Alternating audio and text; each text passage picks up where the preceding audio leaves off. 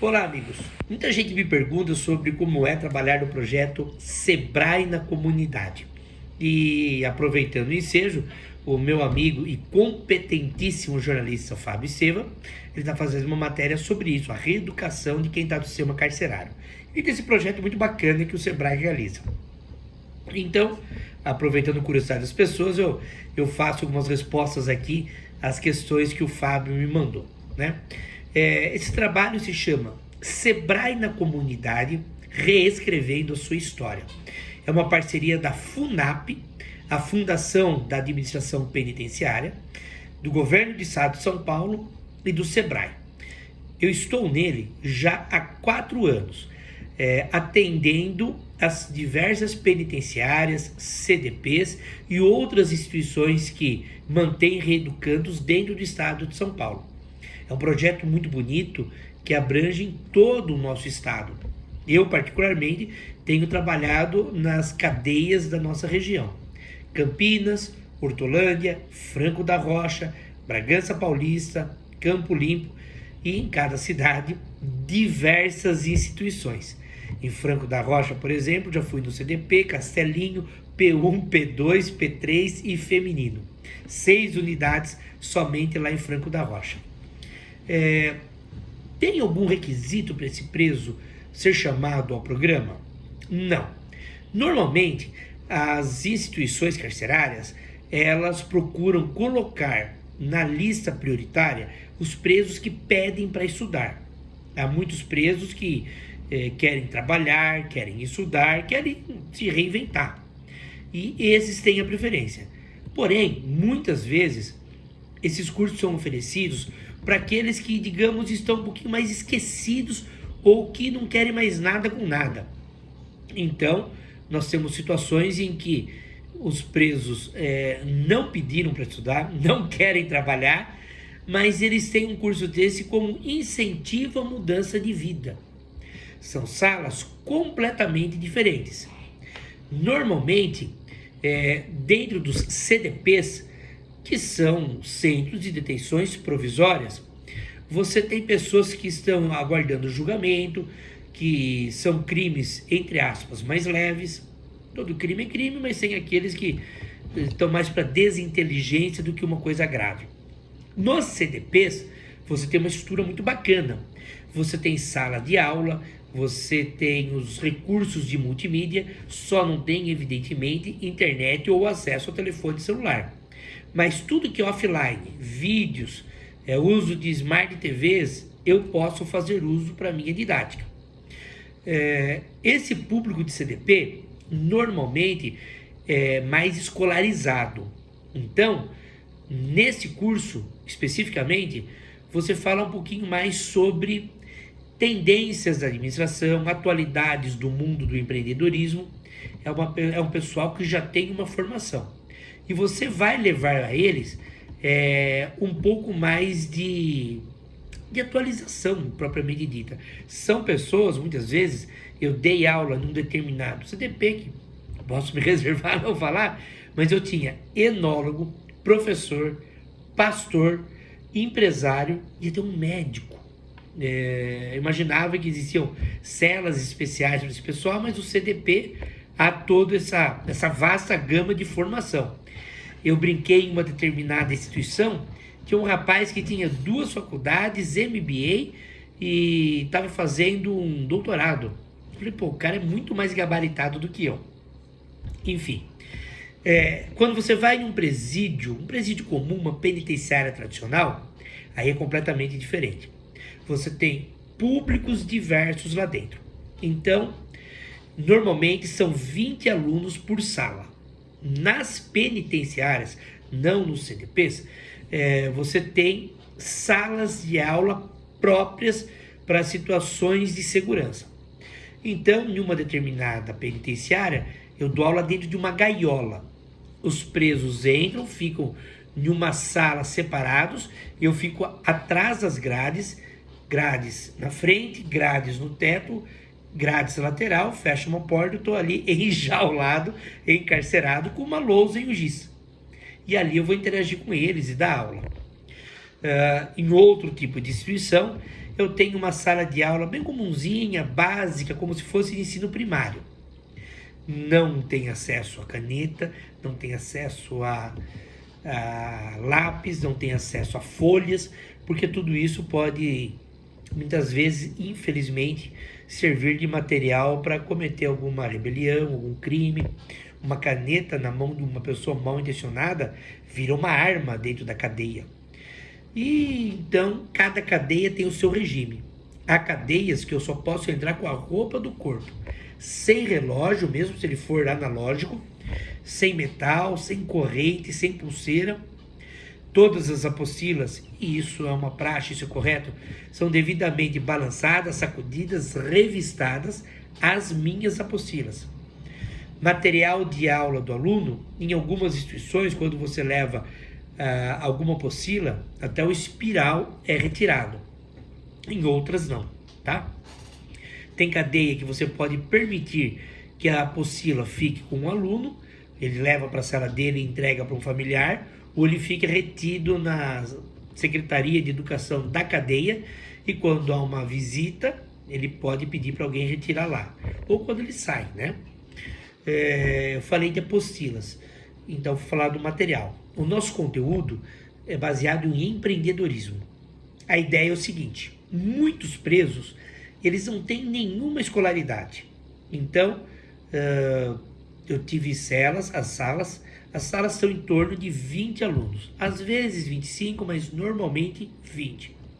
Eu tive cela em um determinado presídio que a faixa etária era entre 30 e 35 anos e ninguém havia trabalhado na vida.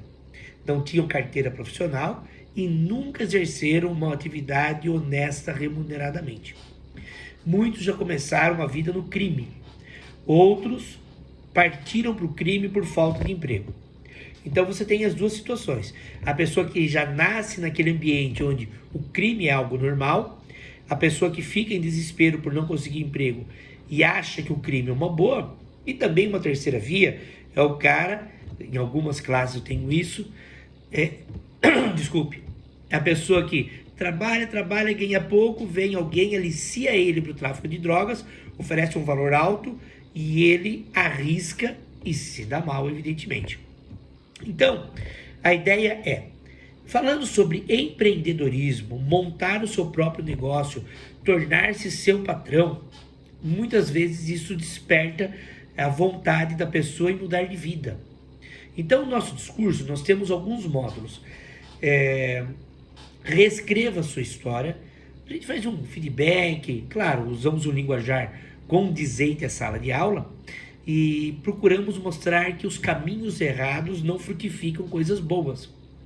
Um segundo momento é noções de empreendedorismo, o que é empreender, como empreender, administração financeira, como você pode entender as suas contas, seus recursos, o quanto eu preciso ganhar, o quanto eu gasto errado. A gente dá aula até de educação financeira, algo que deveria ser dado, inclusive, em escola pública, não só a quem está preso. Também falamos de oportunidade de negócios, ideias de negócio, inovação. Falamos, por fim, de formalização de empresas, a importância de você montar uma microempresa individual. Falamos de introdução ao marketing, dicas simples, né? A gente pode se aprofundar, porque nós temos 6 dias de curso dentro da cadeia, mas a gente quer entrar na área do marketing para ajudar a estruturar eles alguma coisa. E por fim, inteligência emocional, não só para os negócios, mas para a vida. Eu brinco com eles, a gente tenta criar um clima favorável dentro da cadeia, ganhar o detento, reeducando para você poder, em certos momentos, tocar em assuntos mais delicados. Por exemplo, eu digo a eles que se há um equilíbrio emocional, uma sobriedade, e todos nós, eu, você, quem nos escuta, meu amigo Fábio que estava nos ouvindo, todos nós precisamos tomar decisões sóbrias. O que é sobriedade? A falta de emoção. Muitas pessoas pensam que quando você está em desespero, você toma a decisão errada, ou quando você está triste, depressivo. Não. Também quando estamos alegres demais, eufóricos. as emoções mascaram as decisões. Então, o ideal é respirar fundo, sobriedade, para não fazer bobagem. Seja em algum negócio, um contrato que eu vou assinar, uma decisão da empresa, ou o cara está pensando em cometer um crime, respira fundo, isso não é o melhor para mim. E demove da ideia. Então, nós falamos um pouco disso também. Muitas vezes, na sala de aula, diante desses cursos, você tem pessoas que perguntam de tudo. Eram presos, e aí nós temos outro perfil de preso, o cara que não é o bandido, entre aspas, costumeiro, a gente brinca que é o cara que já nasceu ladrão. Então, eu detesto esse termo, tá? Nascer ladrão, ninguém nasce ladrão. Mas é aquele que tem um histórico muito grande de crime na linguagem popular, uma capivara enorme. Eu tenho também, em algumas celas, aquele cara que é trabalhador e que derrapou na vida, fez uma bobagem. Eu me recordo de um senhor que eu apliquei o curso, ele tinha a idade de ser meu pai. Terminou o curso, ele me veio uma foto de uma menina. Falou, professor, essa é minha netinha. Eu não a vi crescer. E eu tenho um monte de vontade de dar um beijo nela, dizer que eu amo. Eu fiz uma caca, eu não posso perguntar os crimes para eles. E não quero saber também, para evitar qualquer tipo de constrangimento, até de preconceito que possa despertar, dependendo do crime. Mas ele disse, eu não cometi nada que prejudicasse o próximo. A única pessoa que foi prejudicada fui eu mesmo. E tô pagando o preço de estar aqui. Mas nunca mais vou fazer isso. Estar preso é o maior inferno que um homem pode viver na terra. Esse homem, de idade, já desabou a chorar. Eu me emocionei junto a uma história que, toda vez que eu lembro, eu fico meio chateado, um pouquinho, meio triste, né? Então, vários presos como esse senhor, eles acabam querendo mudar de vida. Eles perguntam porque eles querem sair dali e fazer coisas novas.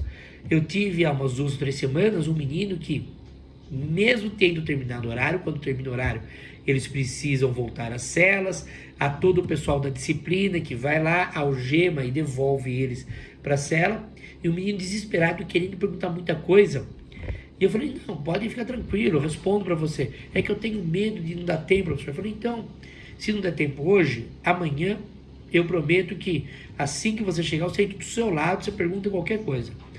Sabe, professor, é que eu preciso mudar de vida. Eu tinha uma lojinha com minha mulher, eu fiz uma besteira e tô aqui. E agora a minha mulher está lá fora sozinha, com os nossos 2 filhos, trabalhando que nem uma louca e tendo que visitar marido preso na cadeia. E ela fala para mim que não quer ser mulher de malandro.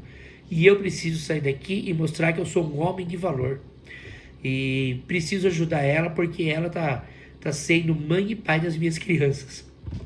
Bom, como é que você não vai querer ajudar um cara desse? Há também as situações que desanimam. Certa vez, em uma sala bem mais complicada, é uma dessas turmas que uma pessoa nunca trabalhou e que não tem disposição de emendar, em que eu pego um rapaz que simplesmente meteu o pé na cadeira, ficou assobiando, falando no meio da aula. Falei, meu amigo, quanta coisa boa que a gente tá falando, você não tá afim? Não, professor, tô aqui obrigado, nada contra você, mas tiraram da cela, tava tranquilão lá dormindo, agora tem que ficar acordado aqui. Falei, mas você vai aprender, você vai poder pensar em uma profissão? Não, professor, não quero isso. Eu tenho 48 anos, eu sou bandido profissional. Falei, bandido profissional? Mas ser bandido não é profissão. Ah, a vida inteira eu trabalhei nisso, eu sou bom no que faço. Aí eu brinquei com ele e disse, você não é tão bom não. Se você fosse tão bom, você não estaria aqui.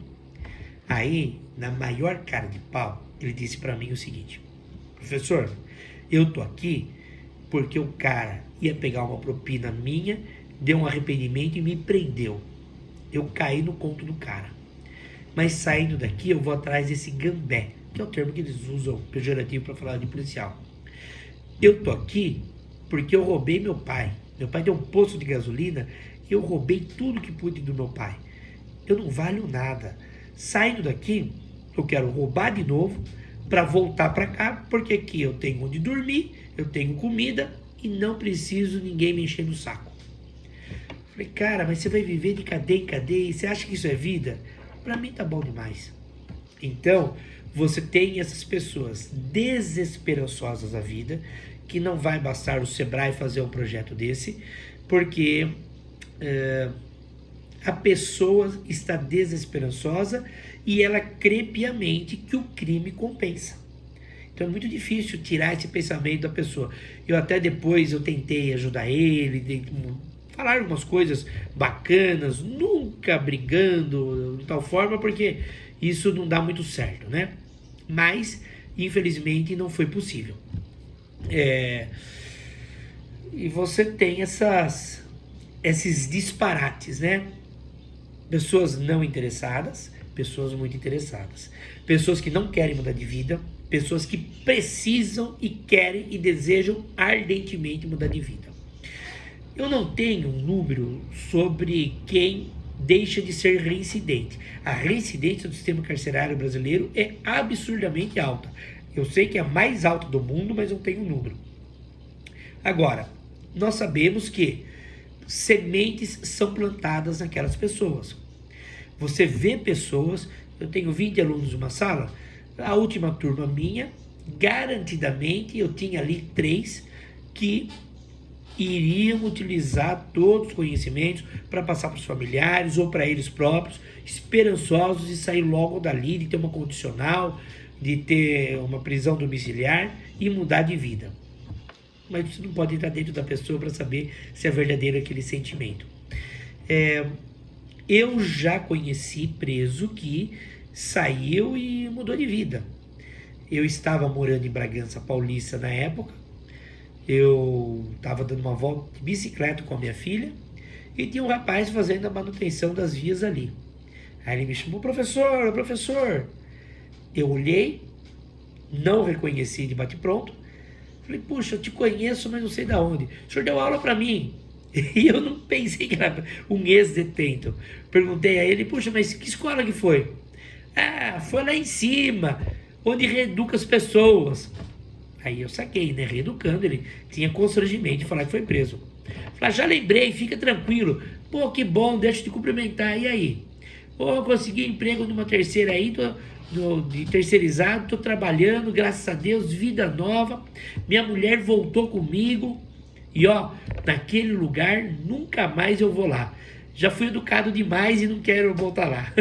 Falei, isso aí, continue pensando assim.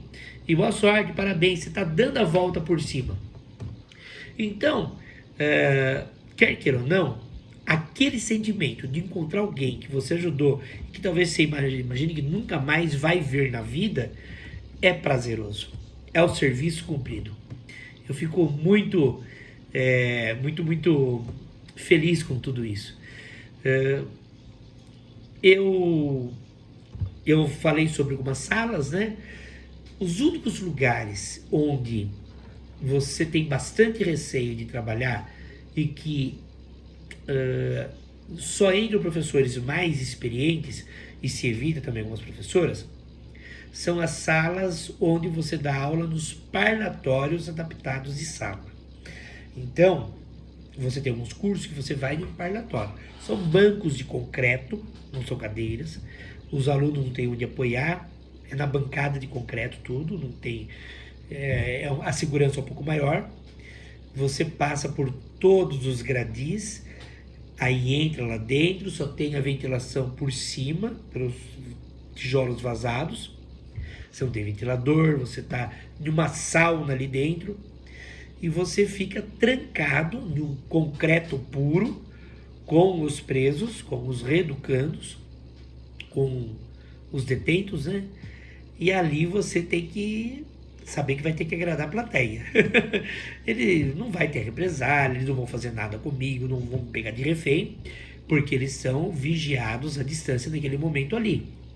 Mas não tem um agente penitenciário dentro da sua sala de aula. Em tese, esses presos têm ótima conduta dentro da cadeia e não vão aprontar nada, em tese, tá? Eu não conheço algum professor que tenha sofrido algum problema desse, mas existem sérios problemas. Por exemplo, roubo de lápis, de caneta, e aí você é obrigado a chamar o pessoal da disciplina, por quê? Porque se eles ficarem com isso, eles podem utilizar esse material em alguma rebelião ou algo assim. E é desagradável isso. Mas, de tudo isso, como experiência de vida, não só questão profissional, mas experiência de vida, vale muito a pena. Eu sei que há muita gente que não quer trabalhar neste programa, com preconceito do preso, como se o preso fosse bicho. Em alguns momentos você respira fundo e fala, meu Deus, eu não vou pensar que esse cara é um bicho, pois você vê atitudes que assustam. Em outros momentos você fala, meu Deus, isso é um depósito de gente, o que esse pessoal está fazendo tratado dessa forma? Você vê os dois lados. Muitas vezes, quando a gente consegue, você tem presos que trabalham lá dentro da cadeia, que ajudam o professor na questão dos materiais e aula e tudo mais. E quando você pega uma certa intimidade, você acaba trocando ideia, como tivesse ali numa conversa qualquer. E aí eu falo, olha fulano, não sei quanto tempo você está aqui, você não precisa falar para mim, mas seria difícil suportar a vida aqui dentro. Não é fácil. Ser privado de liberdade por tanto tempo como eles são, ser privado de celular, de computador, de internet, de comunicação, do meio exterior, é algo assustador. Só vamos ter ideia o que é isso se passarmos por isso. E a resposta dele professor, eu fiz bobagem, estou pagando um preço. Se eu soubesse que o preço era esse, eu tinha pensado 2 vezes.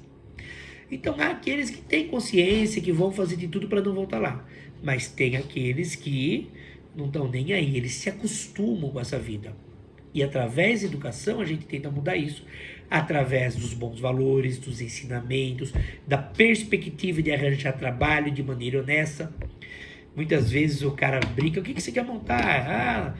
Eu quero montar, e fala alguma atividade ilícita.